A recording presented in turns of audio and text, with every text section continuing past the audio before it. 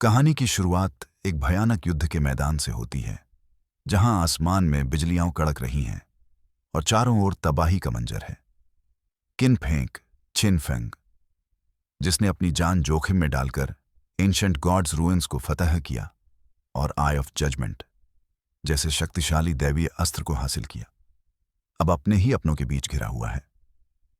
अचानक उसकी अपनी बहन किन शियाओ छिन शाओ उसे धोखा देती है। वह कहती है कि किन फेंग सिर्फ एक गोद लिया हुआ बच्चा है और उसका उनके परिवार से कोई खून का रिश्ता नहीं है।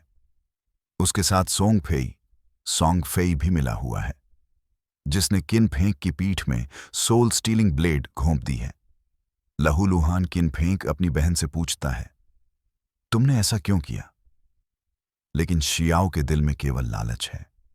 वह उसे शांति से मर जाने को कहती है, क्योंकि अब उसकी कोई जरूरत नहीं रही। किन फेंग को एहसास होता है कि जिस परिवार के लिए उसने अपनी पूरी जिंदगी दांव पर लगा दी, उन्होंने ही उसे मौत के घाट उतार दिया। जैसे ही उसकी आंखें बंद होती हैं, उसे अपनी पिछली मेहनत और संघर्ष याद आते हैं। वह हार मानने से इनकार करता है और सोचता है, अगर मुझे एक और मौका मिले तो मैं सिर्फ अपने लिए लड़ूंगा। तभी एक तेज रोशनी होती है और किन फेंग की आंखें खुलती हैं। वह खुद को एक बिस्तर पर पाता है। वह घबराकर अपने आसपास देखता है। यह उसका पुराना कमरा है और साल 2025 है।